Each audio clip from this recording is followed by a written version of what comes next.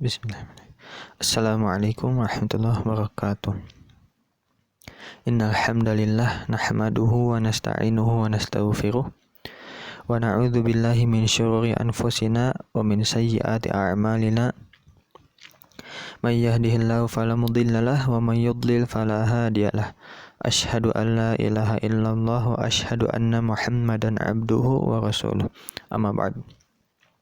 Baik teman-teman, sebelum kita mulai, mari kita baca basmalah terlebih dahulu. Bismillahirrahmanirrahim.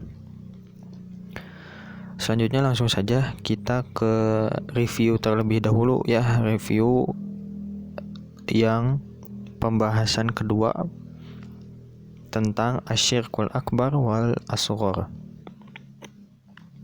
Syirik besar atau akbar dan asghar dan kecil.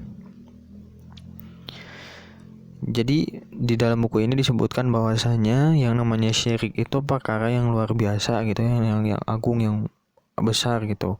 Si bahayanya tuh besar banget gitu. Kenapa sih besar banget? Kenapa sih sampai luar biasa banget gitu, harus benar-benar kita perhatikan. Kenapa? Karena yang namanya syirik adalah sesuatu perbuatan yang tidak akan diampuni oleh Allah Subhanahu wa taala kecuali kalau tobat begitu ya. Ya, ini ditegaskan di dalam surat An-Nisa ayat 48 dan sudah kita bahas ya.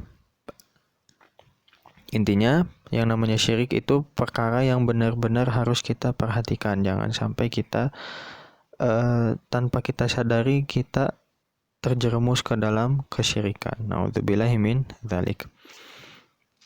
Selanjutnya di sini Rasulullah SAW sebetulnya menegaskan dari ayat yang tadi disebutkan gitu ya. Ayat ada dua ayat tuh, An-Nisa ayat 48 sama Al-Maidah ayat 72. Kata Rasulullah SAW, man mata wa huwa yad'u min dunillahi niddan dakhala an-nar. Barang siapa meninggal atau wafat dan kondisinya tuh dia belum bertobat kepada Allah gitu, mati dalam keadaan syirik, mati dalam keadaan menyembah selain Allah begitu, dakhala an-nar, maka dia akan masuk neraka, pasti masuk neraka begitu ya. Nah, selanjutnya di pembagian syirik aqsamus syirk. Nah, syirik terbagi menjadi dua. Ini bahasan inti di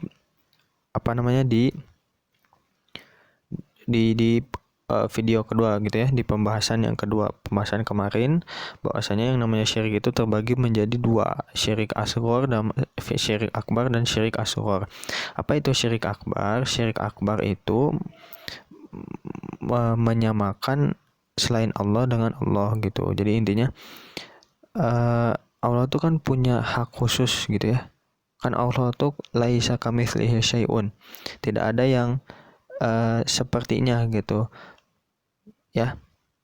Di antara kita semua gitu, di antara makhluk itu enggak ada yang seperti Allah gitu. Maksudnya pasti ada bedanya antara al-khaliq dengan makhluk begitu.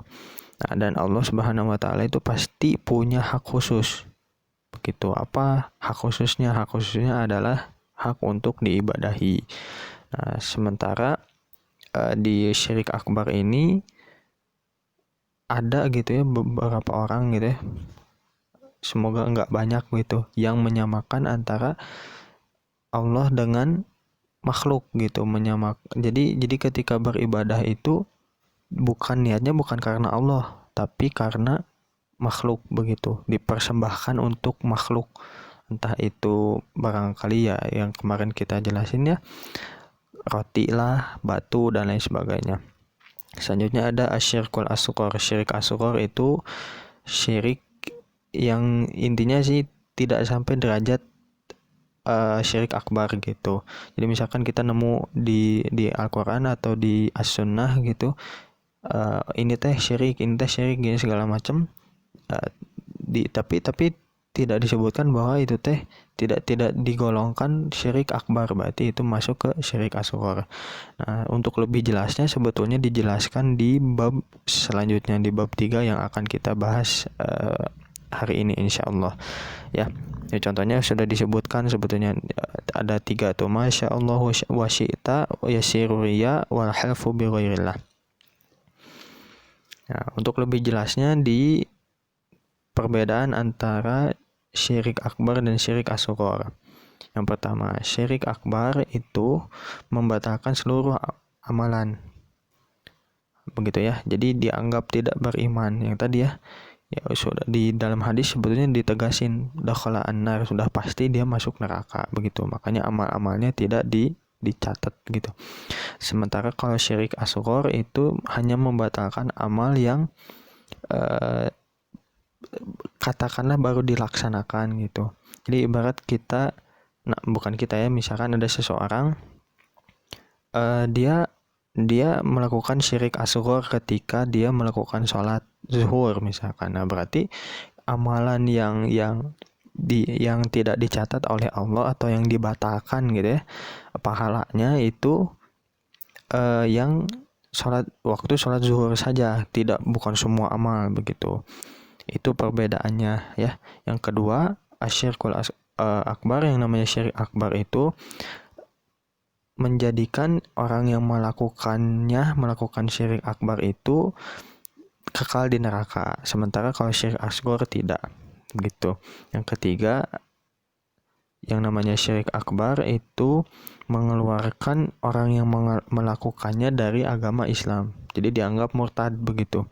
Sementara kalau misalkan syirik asghar tidak gitu. Nah, ini pesan dari si penulisnya bahwasanya walaupun kita seenggaknya sedikitnya gitu ya sudah tahu yang namanya syirik asghar tuh yang bagaimana, syirik akbar tuh yang kayak bagaimana, contoh-contohnya segala macam, tapi tetap kita tuh harus menjauhi yang namanya syirik gitu, dan berdoa kepada Allah tuh, ya Allah, saya berlindung kepadamu dari yang namanya syirik, bukan hanya dari syirik akbar saja gitu. Jadi syirik akbar dan syirik asghar kita harus berlindung dari keduanya gitu, lebih amannya gitu. Jadi ketika berdoa kita sebutin secara umum gitu, nggak disebutin jenisnya, nggak disebutin syirik akbar atau asghar, tapi sebutinnya gini, saya berlindung kepada Allah dari yang namanya syirik, gitu aja.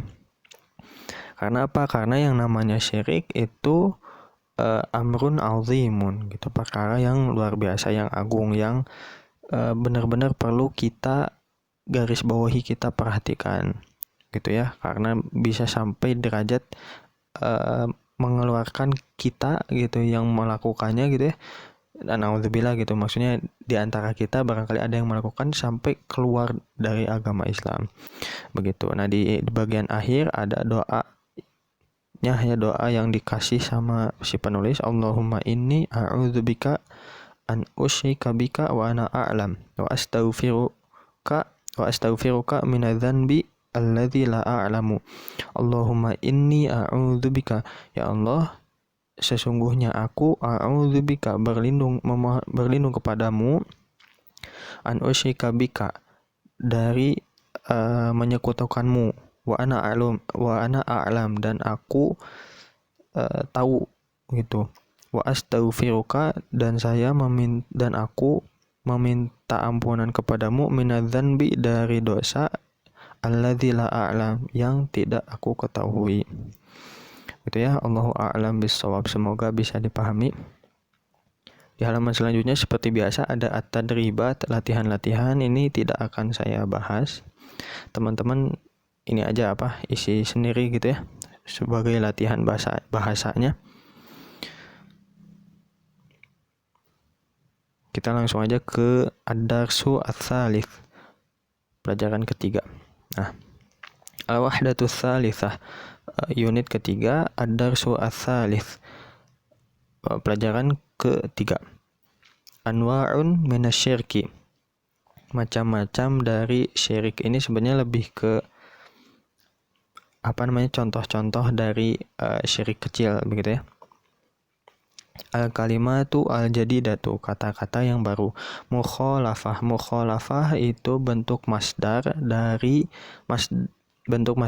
kata khalafa yukhalifu, atau lebih mudahnya begitu, lawan kata dari muwafaqah. Muwafaqah itu persetujuan. Jadi kalau misalkan mukhalafah itu ketidaksetujuan gitu. Jadi kalau khalafa yukhalifu tuh kayak menentang gitu, nggak setuju begitu kan. Selanjutnya ada al-yamin. Al-yamin di sini artinya bukan kanan ya. Tapi di sini artinya adalah yang di sebelahnya tuh ada kata yang dikasih kurung buka dan kurung tutup, al-qasam. Al-qasam itu sumpah. Jadi al-yamin maknanya di bab ini adalah al-qasam, yaitu sumpah. Ada juga sebenarnya istilah lainnya, al-halfu. Al-halfu itu sama juga sumpah. Di sebelahnya ada halafa yahlifu. Halafa yahlifu itu apa? Bersumpah. Kalau tadi al-halfu itu sumpahnya, kata bendanya begitu. Kata bendanya atau dalam istilah nahwu namanya masdar begitu. Sementara kalau di sebelahnya itu halafa yahlifu itu kata kerjanya. Halafa telah bersumpah, yahlifu sedang bersumpah atau akan bersumpah. Itu sinonimnya adalah aqsama yuqsimu. Aqsama telah bersumpah, yuqsimu sedang bersumpah atau akan bersumpah. Begitu ya, semoga bisa dipahami. Terkait nahwunya mungkin nanti kita bahas di video yang lain gitu ya. Al-qabil di sini ada di sebelahnya tuh ada itu ya, syibu jumlah, ada sepotong kalimat begitu. Min hadzal qabil, maksudnya qabil di sini tuh bukan qabilah, bukan kabilah, bukan. Tapi qabil di sini an-naw', macam gitu. Jadi min hadzal qabil maksudnya adalah dari macam ini gitu. Ya. Ta'liq itu dari kata allaqo yu'alliqu. Allaqo yu'alliqu artinya menggantungkan. Ta'liq itu ya penggantungan, tapi di sini bukan, ada juga sebenarnya kalau misalkan dicari di kamus gitu. Ta'liq itu artinya tuh komentar gitu, komentar atau ulasan. Coba kalau misalkan penasaran, coba di Google Translate gitu dibuka, ta'liq itu artinya apa, atau barangkali di YouTube gitu si language-nya diubah jadi ke bahasa Arab tuh, nanti di kolom komentar tuh ada ta'liq, setahu saya kayak gitu. Jadi ta'liq secara bahasa itu kalau lihat di kamus itu artinya adalah komentar. Cuma di sini artinya bukan komentar atau ulasan, bukan, tapi menggantungkan, karena kata ta'liq berasal dari kata allaqo yu'alliqu. Makanya di sebelahnya ada lisyai'i. Lisyai'i itu untuk sesuatu, untuk benda maksudnya. Makanya kan menggantungkan gitu ya, bukan komentar. Ya. Selanjutnya halaqoh. Halaqoh di sini maknanya adalah kalung. Setahu saya itu ada di buku ini juga kalau nggak salah. Halaqoh itu maknanya kullu syai'in mustadirin, segala sesuatu yang berbentuk bulat gitu, lingkaran. Tuh, isobah itu masdar dari kata asoba yusibu, menimpa gitu. Ma asoba min musibatin illa biiznillah gitu. Itu insyaallah sering dengar gitu ya. Harara yuhariru artinya adalah khallasa yukhallisu, membebaskan. Kalau di Indonesia mungkin gak asing sama tahrir gitu ya. Hizbut Tahrir. Harara yuhariru masdarnya adalah tahrir gitu, membebaskan. I'taqada ya'taqidu, meyakini. Sufrun di sini maknanya adalah nuhas. Sinonimnya adalah nuhas. Kalau saya cek di kamus artinya adalah kuningan gitu. Nuhas itu bisa diartikan juga tembaga. Nah, jadi kalau misalkan kuningan itu nuhas asfar katanya. Nuhas asfar, nuhas tembaga, asfar kuning, tembaga kuning. Jadi kuningan ya.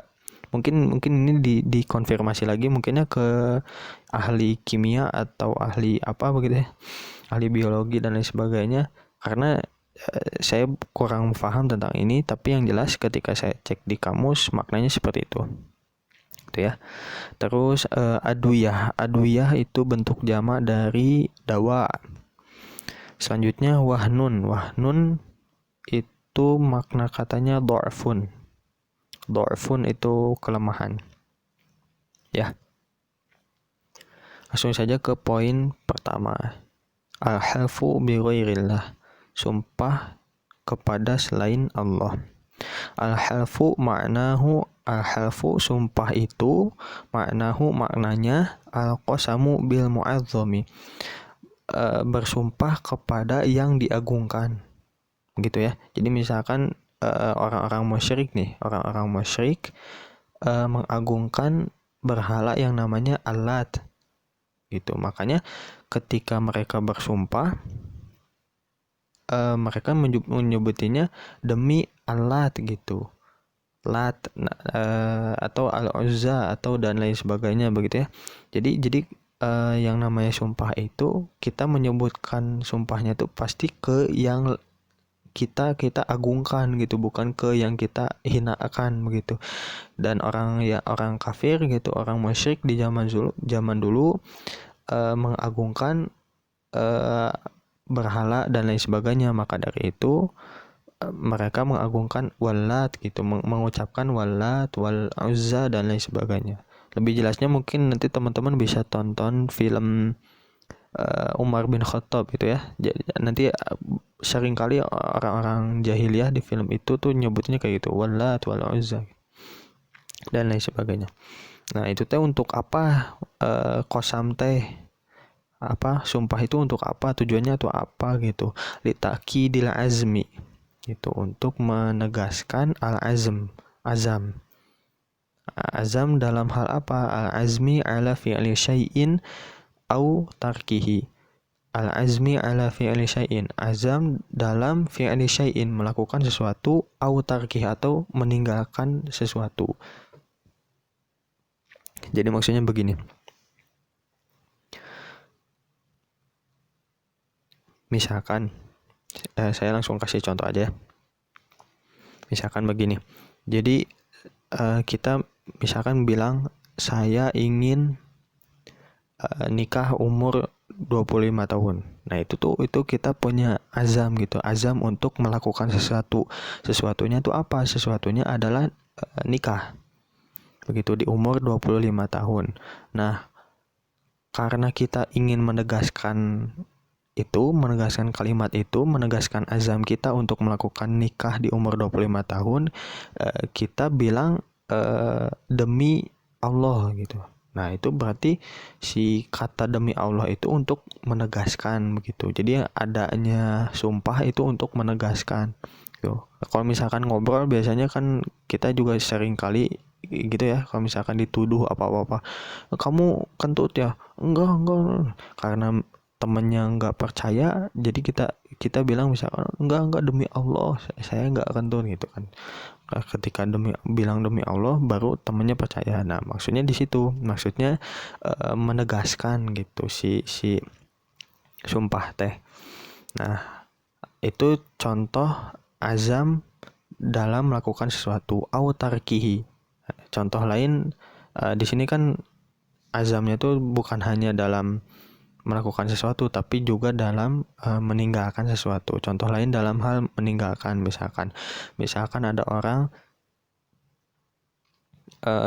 dia mau berhenti merokok, misalkan saya ingin berhenti merokok, jadi kan itu punya azam untuk meninggalkan merokok ya. Saya akan meninggalkan rokok, saya akan berhenti merokok, misalkan saya akan berhenti merokoknya hari ini misalkan.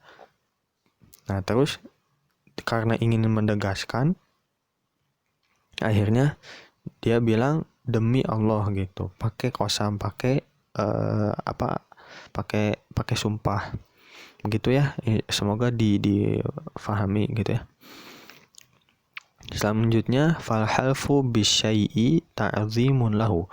Maka dari itu al halfu bisyai'i, bersumpah kepada sesuatu adalah bentuk ta'zimun gitu, bentuk ta'zim untuknya, baginya, bentuk pengagungan untuknya. Jadi misalkan orang-orang kafir itu bilang demi Al-Uzza misalkan, nama salah satu berhala yang mereka sembah gitu ya, demi Al-Uzza. Nah, ketika mereka bersumpah kepada Al-Uzza, berarti itu mereka telah melakukan yang namanya ta'zim atau pengagungan. Jadi mereka mengagungkan Al-Uzza begitu. Nah, sementara kalau kita merujuk kepada ilmu tauhid, at-ta'zimu haqqun lillahi ta'ala. Yang namanya ta'zim, pengagungan itu haqqun, hak lillahi ta'ala, hak milik Allah Subhanahu wa ta'ala. La yanbaghi li ghairihi, tidak semestinya untuk selain Allah begitu. Jadi memang ini yang namanya al-half itu hak Allah, bukan hak yang lainnya. Makanya yang namanya al-halfu bi ghairillah dikategorikan syirik gitu.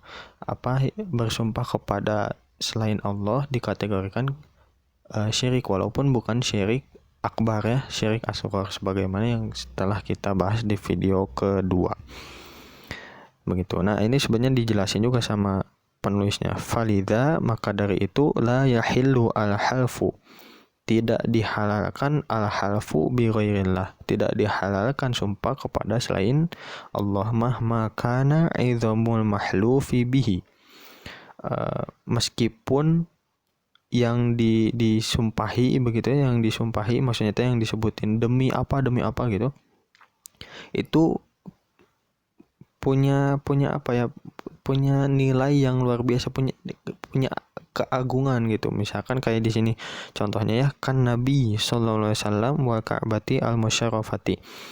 Contohnya kayak Nabi Muhammad SAW dan Ka'bah al-musyarrafah. Kita tahu kan yang namanya Nabi Muhammad itu agungnya luar biasa begitu ya, dipilih oleh Allah jadi manusia terbaik, luar biasa segala macam. Terus Ka'bah gitu, Ka'bah kalau dari dilihat dari satelit itu katanya tempat yang paling terang segala macam lah, pokoknya jadi benar-benar mulia kan, luar biasa begitu ya. Nah, tetap aja tidak halal ketika kita menyebutkan misalkan demi Nabi Muhammad, itu nggak boleh, tidak halal. Di sini disebutin di sini tidak halal, tidak boleh maksudnya, diharamkan gitu maksudnya, haram gitu ya. Terus misalkan demi Ka'bah misalkan nggak boleh gitu, karena yang namanya halaf, namanya sumpah itu hak Allah Subhanahu wa ta'ala. Ini di bawahnya sebenarnya ditegasin ya, waqad ajma'a, dan sungguh ajma'al ulama'u ala. Ajma'a ditambah kata ala itu maksudnya ijma ulama, ittifaq ulama, kesepakatan ulama begitu. Jadi ulama telah bersepakat annal yamin, bahwasanya yang namanya yamin tuh sama sumpah, la takunu illa billah, nggak boleh kecuali kepada Allah, au bisifatihi, atau kepada sifat-sifat Allah. Misalkan kita nggak nyebutin demi Allah gitu, tapi demi yang maha yang maha pengasih, yang maha penyayang, itu boleh, karena itu kan sifat-sifat Allah, balik lagi ke Allahnya tuh. Terus wa ajma'u ala, dan para ulama juga ajma'u ala, bersepakat dalam al-man'i, larangan terhadap al-halfi bi ghairihi, larangan terhadap ya bersumpah kepada selain Allah. Jadi intinya ini juga sudah disepakati gitu oleh ulama begitu. Jadi yang namanya sumpah itu hanya boleh kepada Allah saja. Kalau kepada selain Allah dikategorikan syirik. Tuh, walaupun syiriknya syirik kecil, tapi tetap jangan menyepelekan syirik kecil. Nah, selanjutnya di paragraf selanjutnya, waqad ja'at ahaditsu katsirah, waqad ja'at, dan telah datang atau muncul atau ada begitu ya, ahaditsu katsirah, hadis-hadis katsirah yang banyak. Jadi udah ada sebetulnya hadis-hadis, banyak hadis tentang apa? Tentang an-nahyi 'anil halfi bi ghairillah, larangan bersumpah kepada selain Allah. Minha, diantaranya qauluhu, ucapannya atau sabdanya, sabda Nabi Muhammad, maksudnya sabda Nabi Muhammad sallallahu alaihi wasallam, man halafa bi ghairillahi, barang siapa halafa bi ghairillahi, bersumpah kepada selain Allah, faqad kafara, maka sesungguhnya dia telah kafir, au asyaka, atau berbuat syirik. Itu ya, ini menurut saya jelas sih dari hadisnya, sampai disebut kafir, sampai disebut musyrik begitu. Ini ada di Sunan At-Tirmidzi. Ya, boleh dicek kalau misalkan penasaran. Selanjutnya, ini di paragraf selanjutnya juga ada hadis lagi.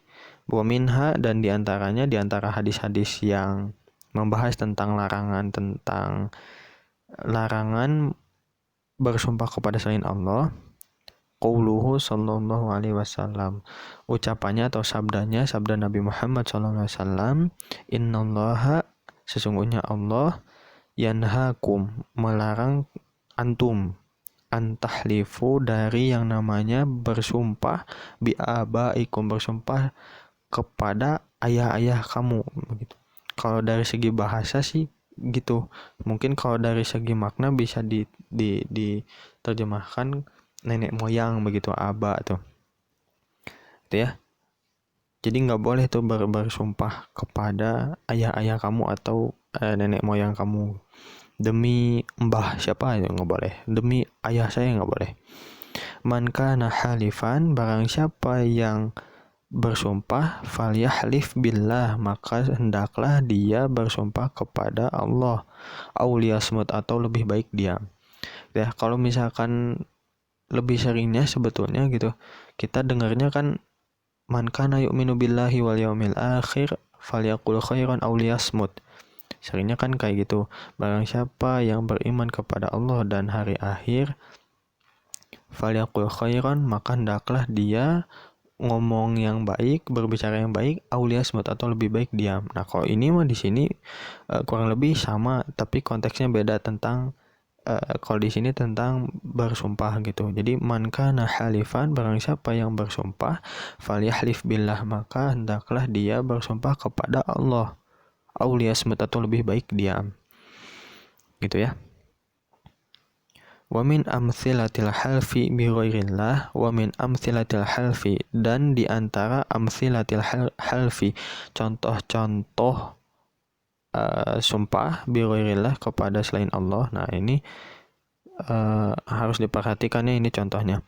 Masya'a ala alsinati katsirin minal khalqi, masya'a, segala sesuatu atau sesuatu, sya'a itu tersebar gitu ya. Kalau pakai hamzah, sya'a itu berkehendak, tapi kalau sya'a pakai ain itu yang tersebar. Ala alsinati katsirin, pada lisan-lisan katsirin minal khalq, mayoritas makhluk begitu ya. Jadi kebanyakan makhluk manusia mungkinnya di sini, karena kan sepaham saya hewan, apakah hewan bisa bersumpah ya Allah alam, tapi sepaham saya sih nggak, kayak sepaham saya gitu ya, hewan itu tidak berbuat syirik, sepaham saya.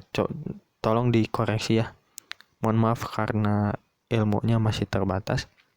Ini kita balik lagi ke bukunya. Qaulihim, contohnya qaulihim itu secara bahasa itu ka itu seperti, qaul itu ucapan, him mereka, seperti ucapan mereka, ucapan makhluk. Contohnya gitu intinya. Contohnya, wan nabi, demi nabi, wa rasul, demi rasul, wal ka'bah, demi ka'bah, wal haram asyarif, dan demi haram asyarif, Masjidil Haram gitu maksudnya. Wahayatika, dan demi hidup kamu. Nah, itu sebetulnya tidak boleh. Ya, yang namanya bersumpah kepada selain Allah itu tidak boleh. Itu contoh-contohnya. Selanjutnya di paragraf selanjutnya ada waqad waroda fi as-sunnah. Waqad, dan sungguh, atau dan telah, waroda fi sunnah. Waroda itu disebutkan atau hadir. Kalau saya lebih senangnya menerjemahkannya pakai disebutkan gitu. Dan sungguh telah disebutkan dalam as-sunnah, dalam hadis maksudnya, an-nahyu anit talaffuz, larangan terhadap talaffuz, melafazkan gitu. melafazkan apa, bi'ibaratin, ungkapan-ungkapan tusawwi bainallahi wa ghairihi, yang menyamakan antara Allah dengan selainnya. Autus nidu an-nataij, atau menisbatkan atau menyandarkan an-nataij, hasil-hasil, kepada selain Allah, ila ghairillahi ta'ala, kepada selain Allah subhanahu wa ta'ala. Nataij itu bentuk jamak dari kata natijah, artinya nilai gitu, hasil. Ya, kita langsung ke contohnya aja. Mithlu qaulil qail, mithlu contohnya qauli, ucapan al-qail. Al-qail itu orang yang berucapnya. Ya, Masya Allah wa syi'ta, ini udah dibahas di bab sebelumnya. Jadi ucapan ini termasuk syirik, ya. Karena apa? Karena menyamarkan antara Allah dengan selain Allah dengan makhluk gitu. Masya Allah wa syi'ta. Contohnya begini. Itu kan Masya Allah wa syi'ta itu artinya inilah yang dikehendaki oleh Allah, wa syi'ta, dan inilah yang dikehendaki oleh kamu gitu. Itu kan menyamakan antara Allah dengan makhluk begitu ya. Contohnya misalkan kayak misalkan kita bikin kandang nih, kandang ayam. Setelah jadi dan bagus gitu, ada orang ngelihat dan kagum, Masya Allahu wa syi'ta, inilah yang dikehendaki oleh kamu, oleh Allah dan kamu. Itu kan menyamakan tuh. Itu nggak boleh. Itu karena sebagus-bagusnya kandang yang kita buat, kalau misalkan rencananya kita udah merencanakan yang bagus, beli alat yang bagus, beli bahan yang bagus segala macam, kalau Allah tidak berkehendak maka nggak akan jadi begitu ya. Segala sesuatu pasti terjadi karena izin Allah subhanahu wa ta'ala ya. Semoga dipahami. Selanjutnya di contoh kedua, wa itu artinya dan, cuma kalau wa ada berapa poin ya kan, wa itu koma maksudnya. Jadi Masya Allah wa syi'ta koma ya. Contoh kedua, laula ad-dawa'u lahalaktu, artinya begini, kalau tidak ada obat lahalaktu, pasti saya sudah binasa atau saya sudah meninggal gitu, saya sudah wafat. Yang namanya obat itu wasilah gitu, jalan atau cara gitu ya. Yang namanya berobat itu ikhtiar, usaha kita untuk mencapai yang namanya kesembuhan. Tapi yang namanya kesembuhan itu tidak didapat dari obat dan pengobatan. Yang namanya kesembuhan itu datangnya dari Allah Subhanahu wa ta'ala. Mau dokternya sepintar apapun gitu, misalkan udah bukan S3 lagi, kuliahnya S7 misalkan ya, itu nggak akan, kalau misalkan Allah nggak ngasih kesembuhan, tetap aja gitu ya, tetap aja nggak akan sembuh.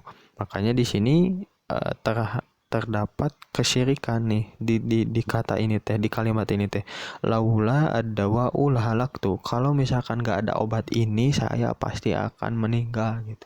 Jadi seolah-olah justru bergantungnya kepada obat, bukan bergantung kepada Allah gitu ya. Ngeri kan ya. Selanjutnya ada laula al-kalbu ladakhala al-lissu al-manzil. Laula al-kalbu, kalau tidak ada al-kalbu anjing, ladakhala al-liss, ladakhala lam kalau misalkan pakai harokat fathah, tanda baca fathah, dan gak ada alif gitu yang bukan la. Kalau la panjang gitu artinya kan tidak. Ini la pendek kayak begini, itu artinya pasti gitu. Jadi termasuk huruf taukid, huruf penegasan gitu. Ladakhala dakhala artinya telah masuk. Jadi ladakhala itu sudah pasti masuk gitu. Alis itu artinya pencuri, al-manzil artinya rumah. Jadi laula al-kalbu, kalau tidak ada yang namanya kalau tidak ada anjing, ladakhala al-lissu al-manzil, pasti pencuri itu sudah masuk al-manzil, sudah masuk ke rumah gitu. Jadi ini teh apa ya, terdapat kesyirikan begitu. Kenapa terdapat kesyirikan? Karena yang namanya pencuri itu tidak akan bisa mencuri, tidak akan bisa masuk rumah, tidak akan bisa membobol pagar misalkan, atau berangkas begitu ya, kalau misalkan Allah tidak berkehendak itu terjadi begitu. Bukan karena ada anjing begitu. Anjing mah hanya wasilah ya. Semoga difahami ya, ini sebenarnya ada di bawahnya ada penjelasannya ya. Jadi yang jelas wal wajibu, dan yang wajib itu nisbatu dzalika ilallahi wahdah. Nisbatu dzalika, menisbatkan itu semua yang tadi dicontoh ya. Menisbatkan itu semua ilallahi wahdah, hanya kepada Allah Subhanahu wa taala saja gitu. Maka dari itu yang benar adalah masya Allah wahdah. Inilah yang dikehendaki oleh Allah satu-satunya, hanya Allah, bukan Allah dan kamu, bukan. Itu nanti syirik. Ya, jadi yang benar adalah masya Allah wahdah. Atau nggak apa-apa kita misalkan nyebutin masya Allah, udah aja segitu, nggak usah ditambahin wahdah juga nggak masalah. Karena kan kita biasanya pakainya gitu ya, masya Allah. Cuma jangan sampai kita tambahin pakai bahasa Indonesia masya Allah. Inilah yang dikehendaki oleh kamu ya, ini sama juga gitu. Jadi syirik juga nantinya. Ya. Masya Allah wahdah, yang benarnya begitu. Terus laulallahu lahalaktu, kalau tidak ada Allah pasti saya sudah binasa. Nah ini yang benar kayak gitu. Jadi yang namanya obat hanya wasilah ya, bukan yang menyembuhkan. Yang menyembuhkan Allah Subhanahu wa taala. Yang terakhir, laulallahu ladakhalal lissu al manzil, kalau tidak ada Allah pasti pencuri itu sudah masuk ke rumah gitu. Jadi segala sesuatu kita nisbatkan kepada Allah. Jadi poinnya adalah kita itu harus yakin bahwasanya segala sesuatu itu terjadi karena Allah memberikan, Allah berkehendak gitu. Guru saya pernah berpesan kayak gini, idza sya'allahu yakun wa idza lam yasha lam yakun. Idza sya'allahu yakun, kalau Allah berkehendak jadi. Akan tetapi wa idza lam yasha lam yakun, kalau misalkan Allah tidak berkehendak berarti tidak akan jadi. Itu yang harus kita yakini ya. Sama saya juga, bukan berarti saya yang paling bertauhid, ini sama saya juga belajar. Jadi saya mohon doanya juga dari teman-teman ya. Kita lanjutkan ke paragraf selanjutnya. Wa hunaka alfazun katsiratun min hadzal qabil. Wa hunaka alfazun, dan ada alfazun. Alfazun itu bentuk jamak dari kata lafzun. Lafaz gitu ya artinya. Dan ada lafaz-lafaz yang banyak gitu. Ada banyak lafaz min hadzal qabil, min hadzal naw', dari macam ini. Sya'i'atun ala alsinati katsirin minan nasi. Sya'i'atun, tersebar, ala alsinati katsirin, pada lisan katsirin minan nas, mayoritas manusia begitu. Mithlu qaulihim, contohnya ucapan mereka gitu, contoh ucapan mereka. Ini contoh-contoh lain sebetulnya. Jadi tadi kan disebutin contohnya ya, di atas ada 3 nih. Nah di bawah juga dijelasin lagi ada contoh lain. Yang pertama, laula al-qaidu lahuzimal jaishu. Artinya laula al-qaidu, kalau tidak ada al-qaid, komandan, lahuzimal jaishu, pasti si al-jaish, si tentara, si pasukan itu pasti kalah gitu. Artinya begitu. Nah ini yang keliru, yang terdapat kesyirikan di dalamnya ya. Terus laula jahdul mukhlisina lama najaha hadzal amru. Laula jahdul mukhlisina, kalau tidak ada kerja keras dari orang-orang mukhlis, lama najaha hadzal amr, perkara ini tidak akan sukses, tidak akan berhasil. ya. Ya, jadi kalau dilihat gitu yang contoh pertama itu menisbatkan kemenangan kepada si komandan. Yang kedua menisbatkan ikhtiar orang-orang, menisbatkan kesuksesan perkara kepada ikhtiar atau kerja kerasnya si orang-orang mukhlis, orang-orang yang ikhlas begitu. Yang terakhir ada sanahzimul aduwa wa nuhaqqiqu wa mohon maaf. Sanahzimul aduwa wa nuhaqqiqu an-nasra. Kita akan mengalahkan musuh dan kita akan merealisasikan kemenangan. Ini kayak seolah bahasanya tuh kayak sudah memastikan masa depan gitu, kayak udah kayak meramal gitu. Ya, kita kan belum tahu ya kita bakal menang atau enggak, kita akan juara atau enggak gitu ya. Tapi tiba-tiba bilangnya kayak gini, yang benarnya gimana sih gitu. Di bawahnya nih dijelasin wasahihu, dan yang benar fi mithli hadhil aqwal, fi mithli dalam contoh hadhil aqwal, ucapan-ucapan ini. Jadi qaul itu ucapan, kalau aqwal itu bentuk jamaknya, artinya ucapan-ucapan. Jadi yang benar adalah an yaqul laulallahu tsumma qaidu lahu zimal jaishu. Ya, bisa diperhatikan oleh teman-teman semua. Laulallahu tsumma qaidu lahu zimal jaishu. Kalau diterjemahkan jadi kayak gini. Kalau tidak ada Allah, tsumma qaidu, kemudian bapak komandan, lahu zimal jaishu, pasukan pasti kalah. Ya, bedanya ada kata Allah. Ya, jadi kemenangan itu dinisbatkan kepada Allah. Kalau Allah berkehendak pasukan itu menang, pasti pasukan itu menang gitu. Siapapun komandannya. Tapi di sini sebutin juga si komandannya teh summa qaidu. Summa itu artinya kemudian si komandan. Kalau tidak ada Allah kemudian komandan, pasti pasukan tersebut akan kalah. Maksudnya apa? Maksudnya yang memberikan kemenangan adalah Allah, sementara si bapak komandan ini hanya sebagai wasilah. Gitu ya. Hanya sebagai jalan saja, begitu. Nomor kedua, yang benarnya adalah seperti ini. Laulallahu tsumma jahdul mukhlisina lama najaha hadzal amr. Tuh, ini sebetulnya kurang lebih sama ya kayak yang tadi. Ya. Laulallahu baru disebutin tsumma. Jadi kesuksesan perkara tersebut dinisbatkan kepada Allah yang benarnya. Apapun itu harus dinisbatkan kepada Allah Subhanahu wa taala.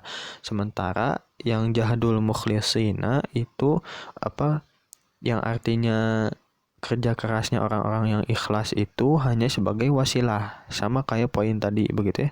Si qaid itu hanya sebagai wasilah, si komandan itu hanya sebagai wasilah. Kemenangan tetap datangnya dari Allah Subhanahu wa taala.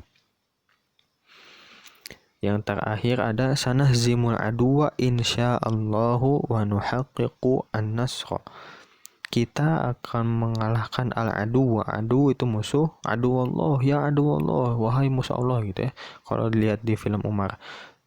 Balik lagi ke yang tadi, sanahzimul aduwa, kita akan mengalahkan musuh insyaallah. Jika sya'a berkehendak, Allahu jika Allah berkehendak, wa nuhaqqiqu an-nasra, dan kita akan merealisasikan kemenangan. Begitu ya. Jadi kalau misalkan pakai insyaallah itu kita nggak syirik gitu.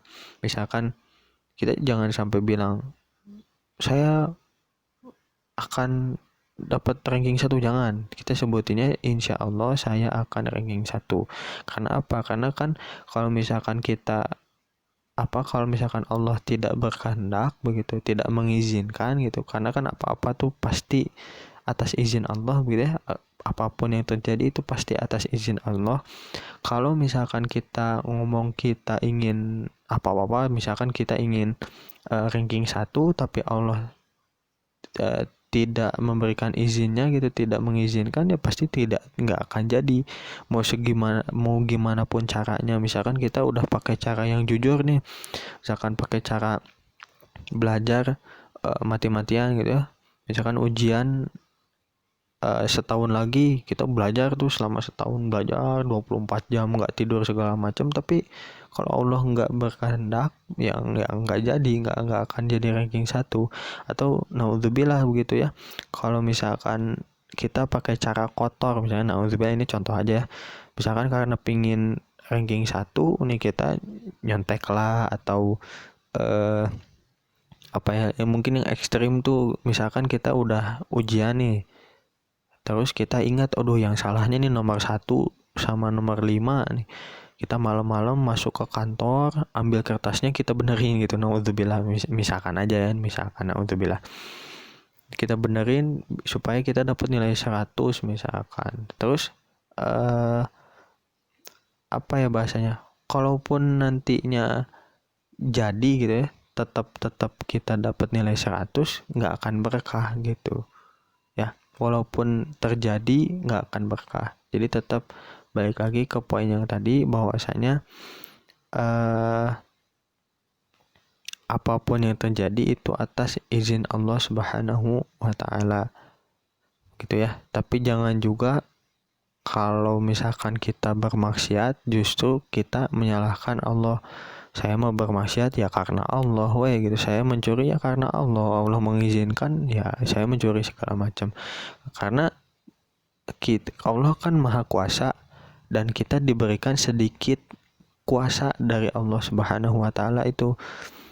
Makanya kita bisa milih dulu nih, kita teh mau apa, mau mencuri atau mau sedekah, kita mau apa ya, mau makan yang halal atau yang haram, dan lain sebagainya. Begitu ya untuk pertemuan kali ini, mungkin dicukupkan dulu karena cukup panjang ini bab ini. Insya Allah kita bahas di video selanjutnya. Nakhtatim bilhamdalillah, alhamdulillahi rabbil alamin. Istighfar, astagfirullah. Subhanakallahumma wa bihamdika asyhadu an la ilaha illa anta astaghfiruka wa atubu ilaik.